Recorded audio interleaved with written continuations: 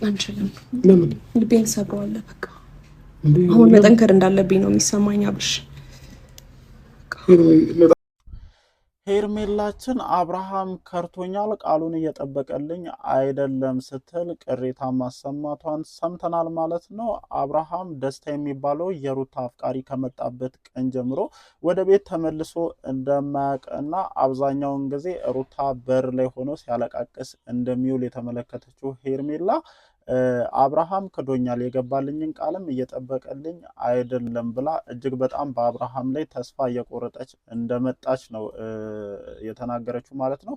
በነገራችን ላይ የሩታ ትሪክ እየሰራ ነው እንደኔ እየመሰለኝ ያለው ማለት ነው። በቃ በደንብ የሰራ ይመስለኛል ሳስበው ማለት ነው። ምክንያቱም አንደኛ አብርሃም እሷ የምትታመመው ህመም እንዲሰማው ስለፈለገች ይመስለኛል ይህንን ልጅ ወደ ህይወቷ ያስገባችውና እንደዛ አይነት ነገር አለ። ብቻ ግን አሁን ላይ ሄርሜላ ወደ ማለቃቀሱ የተመለሰች ይመስለኛል። እኛ ከዚህ በፊትም ነግረንሻል እኮ የሰው ንብረት የሰው ነው። በየትኛውም ሰዓት ተነስቶ ይሄ ልጅ ወደ ሩታ ሊመለስ ይችላል። ወደ ሩታ እንኳን ባይመለስ ማለት ነው በየትኛውም ሰዓት ተነስቶ ወደ ሌላ ሴት ሊሄድ የማይችልበት ምንም አይነት ምክንያት የለውም። ምክንያቱም አንቺ ያመጣሽበት አመጣጥ ትክክል አይደለም። በቃ አንድን ሰው አስገድደሽ በግድ እንዲያፈቅርሽ አድርገሽ እንደ ከረባት ተጣብቀሽ እንደ ማስቲሽ ሆነሽ ያመጣሽው ልጅ ከሆነ ጊዜያቶች በኋላ ልትሰለችው የማትችይበት ምንም አይነት ምክንያት የለምና አሁን ላይ እንደሚታየው ነው እንግዲህ አንቺን የሚያፈቅር ከሆነ ለአንቺ ፍላጎት ካለው ሩታ ጋር ሄዶ የሚያለቃቅስበት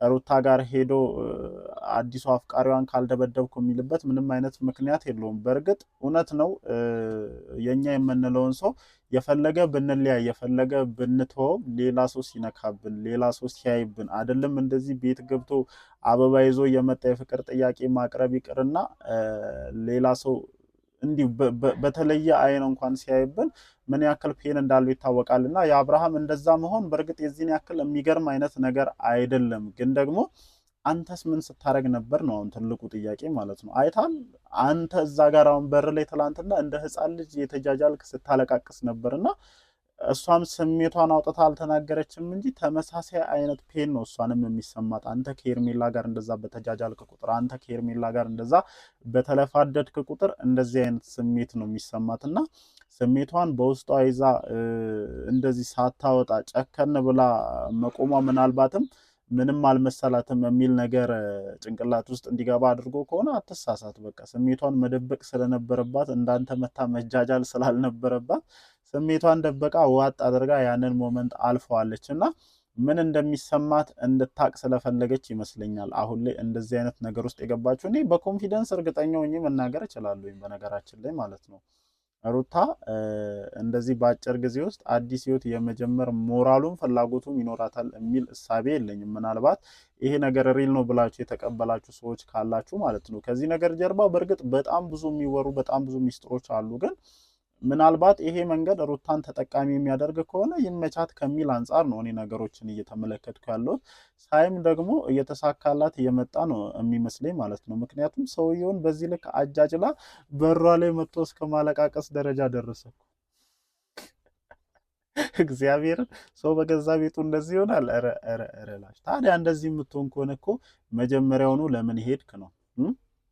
ያቺ አዲሷ ሚስትህ ሁለተኛዋ ሚስትህ ምንድን ነው ደስታ አልሰጠችም ነው? ያጎደለችብህ ነገር አለ ነው? ምንድን ነው ፍላጎት ነው? እኔ እኮ ያንተ ፍላጎት በእርግጥ ግልጽ ነው። ሁለቱንም አጣጥመ የመኖር ፍላጎት እንዳለ ነው የምናውቀውና አሁን ላይ ከሁለት ያጣ ልትሆን ነው እንደኔ እየተሰማኝ ያለው ስሜት እንደዛ ነውና ሄርሜላም ብትሆን ይሄንን ነገር እያየች ደስተኛ ሆና ተቀመጣለች የሚል እሳቤ በፍጹም የለኝም።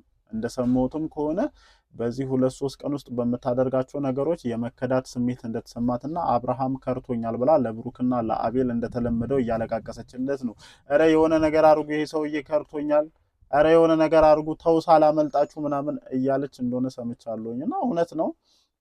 በእጅ አስገቦት ብላ በጣም ብዙ ደክማለች። በነገራችን ላይ ምን አለ ለጥሩ ነገር ሰው እንደዚህ ቢደክም ማለት ነው። ለመጥፎ ነገር መድከሟ እንጂ ይቺ ልጅ በጣም ነው የደከመችው፣ በጣም ነው የተንከራተተችው፣ በጣም ብዙ ነገር ተብላበታለች፣ በጣም ተሰድባበታለች።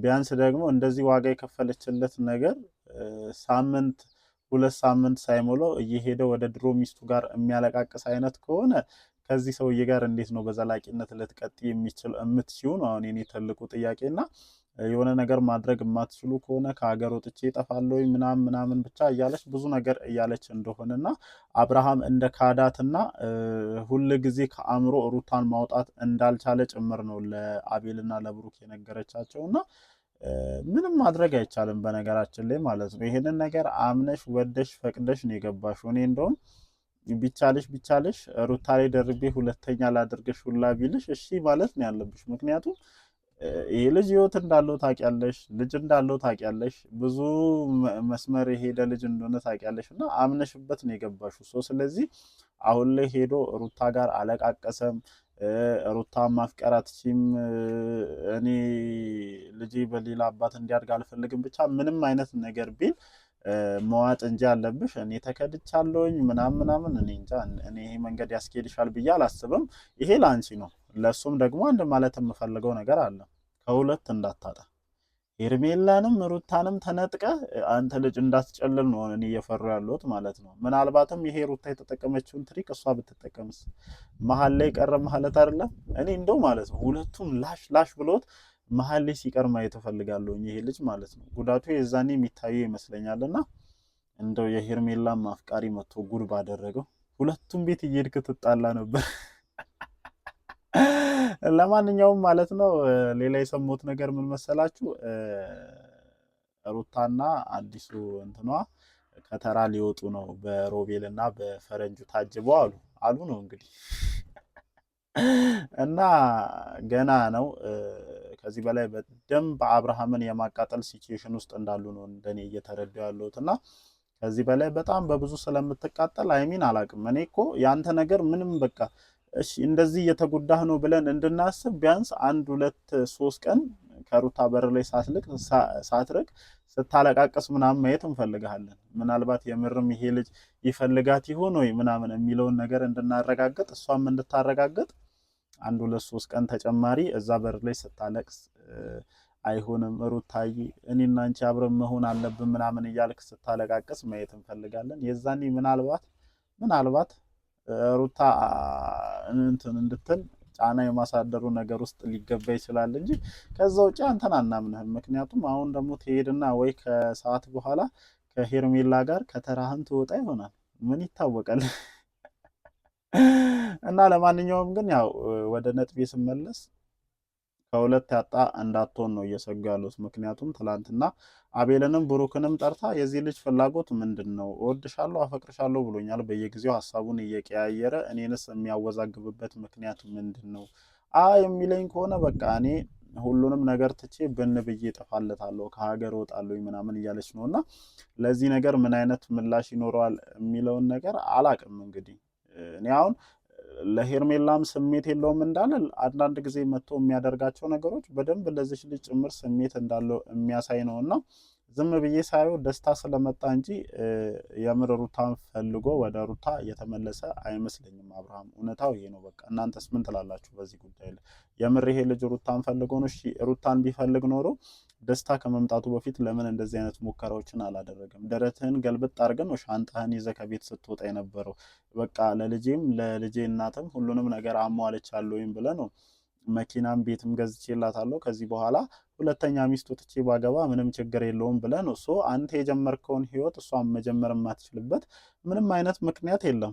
ያው ሪል ከደስታ ጋር ትጀምራለች ብዬ አይደለም ይሄንን ነገር እያልኩ ያለሁት፣ ግን ከተወሰኑ ጊዜያቶች በኋላ አንተ በእንደዚህ አይነት ሁኔታ የምትቀጥል ከሆነ ሌላ ህይወት ልትጀምር የማትችልበት ምንም አይነት ምክንያት የለም።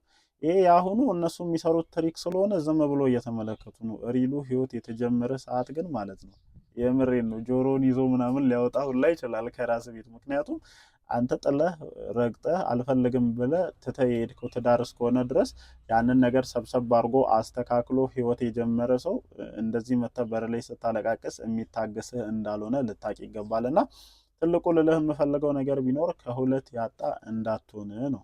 በቃ ውሳኔን በጊዜ አሳውቅ። የምርም ፍላጎት ለሩታ ካለ ሄርሜላን ከህይወት ማስወጣት መቻል አለብህ። ፍላጎት ደግሞ ሄርሜላ ከሆነች እየመጣህ ሩታ በር ላይ የምታለቃቅሰውን ነገር ማቆም መቻል አለብህ ነው። ይሄ ነው ሊሆን የሚችለው ማለት ነው። ለማንኛውም ጋይስ የሚፈጠሩትን ነገሮች እንደተለመደው አብረን ለማየት እንሞክራለን ማለት ነው። ሀሳባችሁን ኮሜንት ሴክሽን ላይ አስፍሩልኝ። ላይክ፣ ሼር፣ ሰብስክራይብ አይረሳ። ይመቻችሁ።